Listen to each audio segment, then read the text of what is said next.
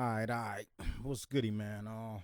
We about to get to this. How I be getting my drums the way I get them. You know what I mean? All thick, fat, sweet. You know what I mean? All that good stuff. Um, for starters, you know what I mean? I got this beat that I was working on, and I'm gonna play a little bit of that so you can see how off balance it is. Right? Check it.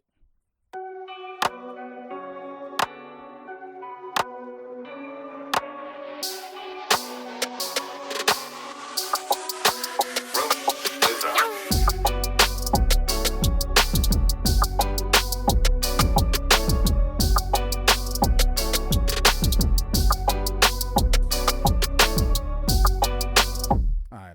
That's enough of that. Look, for starters, man, let me just I'm gonna solo these drums. Nothing but drums about to play, right? Let me move my locate over here and here. That way it can only play from the drum standpoint. Check it out. Now, my main focus usually when doing drums, and I'm about to take all these volumes and put it down. And also, as you probably could notice that I have all my, I have all my drums going to the bus, a drum bus. So it's showtime, homie. Now I am just wanting to see my master fader, which is set to 0. I don't like my drums to go anywhere past like 8, 7 dB because of the fact of adding everything else will raise it up a little bit. So I try to keep everything all together under 6 dB. But that's neither here nor there. Let's go to the drums so we can show you what's what. I always start with the kick first. And we're going to get that going now.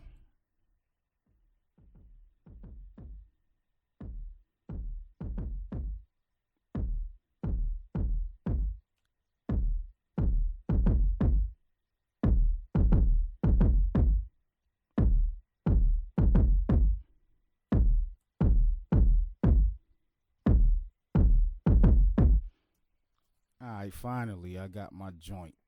Because I don't really like my main faders to be above 0. You know what I mean? So my main faders I try to keep there. Now, moving on to the 808. That's usually the second thing. I go for all the bassy sounds first.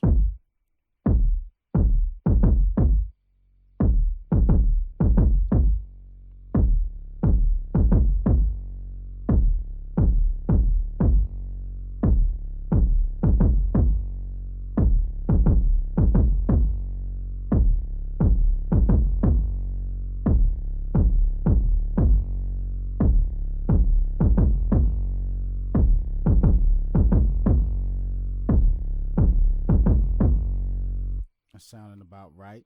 Then I just go on and on and on. Again, my master channel is not peaking past 8. I gotta have it somewhere around there. I'll show you why in a minute.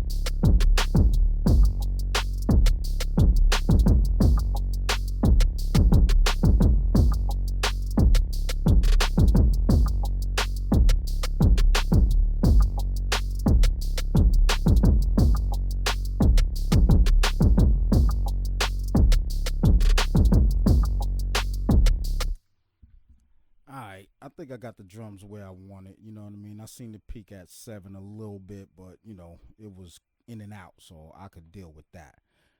Now, one of the things that I like to do in the drum bus, once I got everything where I like it, I like to go for that oomph in the drums. So I usually get either a soft clipper or I get a transient shaper, like this, for example. Get that little transient shaper going on. You know what I mean? Let me cut this off for a sec.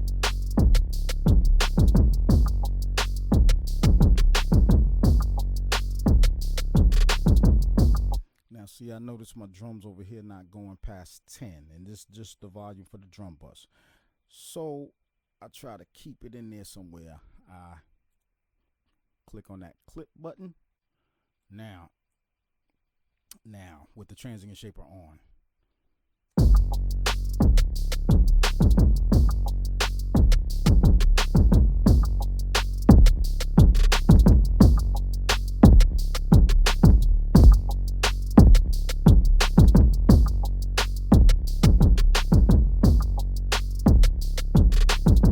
So I'm sure you heard that when I raised the attack, how crazy it got, right? How that kick really just start busting through. That's what you want, you know what I mean? But just pay attention to your master, because it could easily go from what? I had it from 8 dB, minus 8 dB. It could easily go up to 0 or clip even.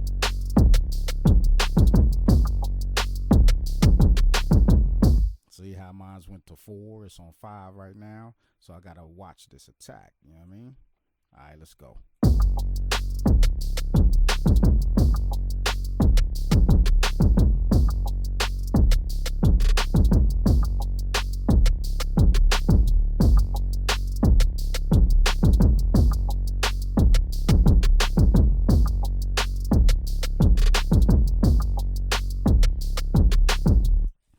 Anyway, that's one way, right? Or I could just go for the clipper itself, because I also like to use that. So I'm going to show you an instance of that. But a soft clipper is like one of the best ways to go in my book. You know what I mean? So let me get this soft clipper out right quick. One of my favorites, this one, little clipper. Let's get this going on. Whoops. It will help if I put it in the right spot. So I'm looking to put it in my bus, drum bus. Bam. So now, let me go back to my master so I don't OD. Alright, sure. Let's play. This right here is the envelope. It rounds off your drum sound so it could have that big boy sound, that thickness.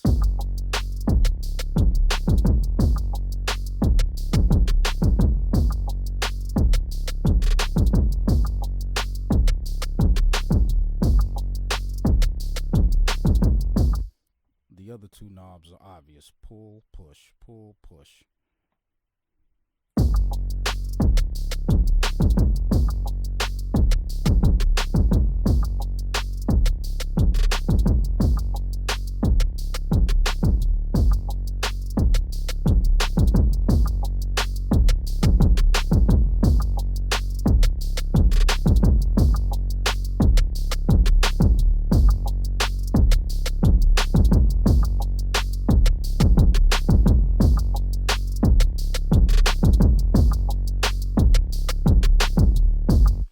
Now, if you notice, even though I still have it at the 8 dB place, volume, my bad, even though I have it at 8 dB still on my master, it still sounds bigger.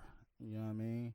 So now by the time I come through with my other sounds, like, it should kind of operate seamless. It's just a matter of EQing everything, because I still haven't went through the EQ process. I'm just trying to show you how I get the sounds like major and big, you know.